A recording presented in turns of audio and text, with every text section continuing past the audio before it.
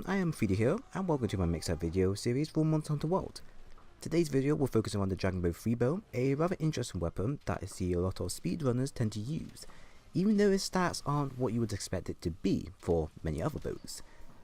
So like always, let's first dissect the weapon's stats.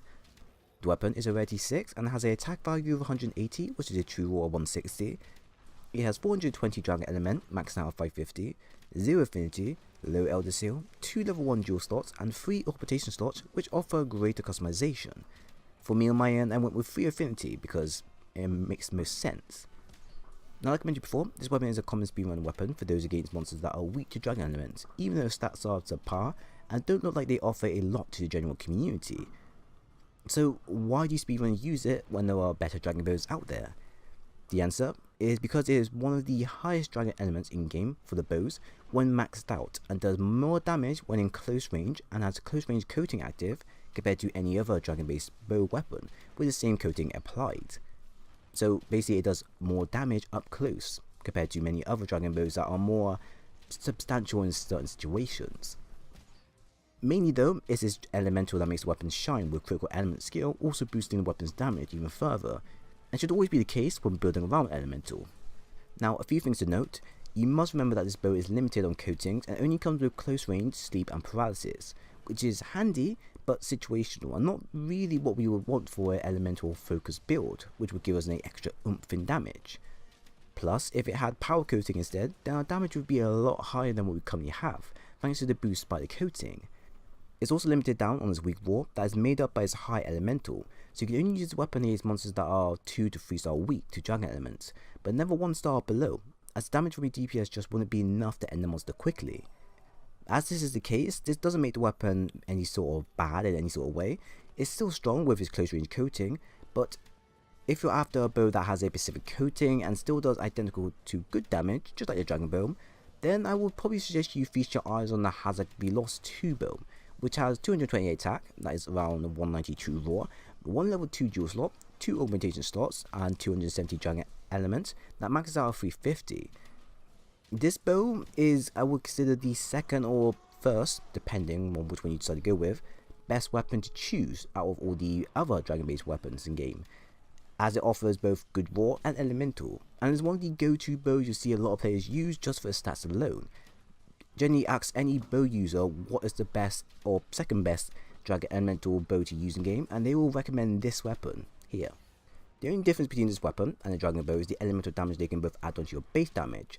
So the Dragon Bow with its elemental will add on around 30 to 40 plus damage to your common base damage, while the Hazard will add on around 20 to 30 plus damage. And then when you add in other factors such as demon drugs, talon, canteen buffs, etc., you can see that both weapons specialize well in certain situations. Now that's just a rough example of what they can both add on. They can probably add on a lot more if you decide to experiment a bit more, but that's just a rough example of what they could potentially add on. It doesn't sound like a lot, but when you think about it, when you're using critical element that also boosts your damage, it does work very well against monsters that are weak. You're not looking at something that is on par against 2 raw damage, which can offer you a lot more damage than it says. But elemental, as best as you can get, this is what you should probably be ideally heading for, around the 20, 30 to 40 plus ranges, for elemental only. Now with that out of the way, let's focus on the mixed set for the weapon. Through looking at the pros and cons of the weapon, it's best to run with standard bow skills that we all know well of, but also run with the critical element skill, as this weapon will work well with its attachment and any other skill that would best suit the player as well, since it offers a lot of customization that I feel like you will get a lot of enjoyment out of.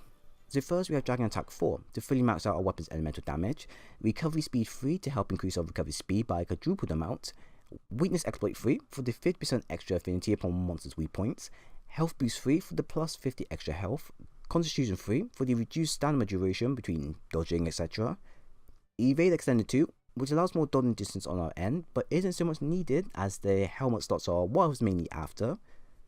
Next we have Recovery Up 2, which allows us to recover more health when using potions, etc.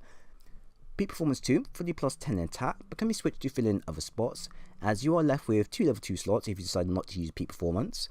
Normal Shots 1 for the increased normal shots damage, Spread Shot 1 for the increased spread shot damage, Bow Charge Plus for the quicker bow charging, if that makes sense, and critical element for the increased damage for elemental attacks.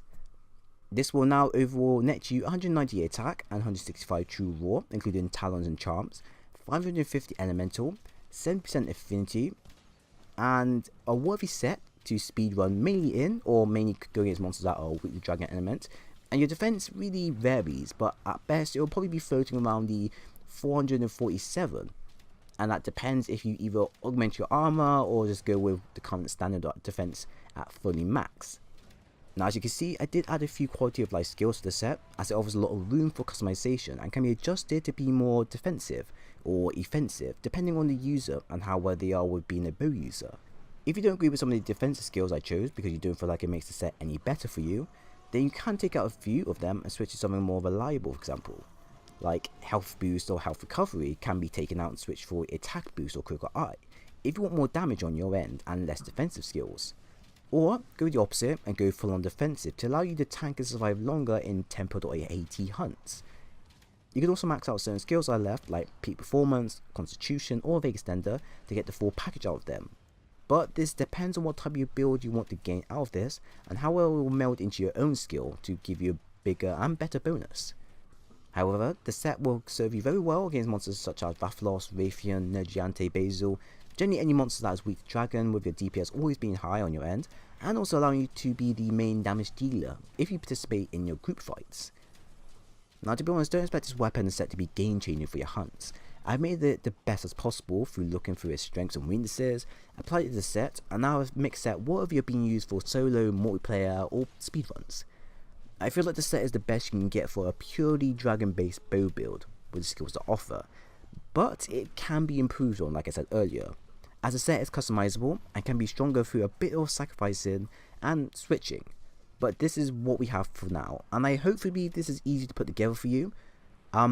If you're mainly after a very solid and very good dragon based bow build to take on against any monster that is weak to dragon elements. So do have fun with this one and tell me what you think, because honestly I would love to get some feedback on the build, whether I need to improve upon it, whether there is a better or more stronger method.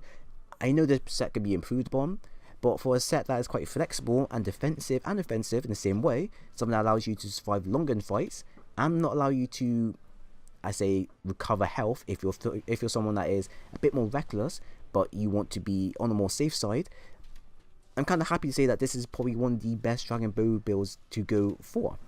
And if you're someone that's looking to go into speedrunning, then I'll say if you want a bow build specifically for that, this set here will offer you all that for a simple price of grinding out, of course. So that does come to the end of the video. I hope you did enjoy it. If you enjoy the content, then do leave a like, a sub, and also do press the bell button to stay always updated to when I upload, as I would appreciate a lot if you do. But like always, thank you for watching, and I hope to see you again soon.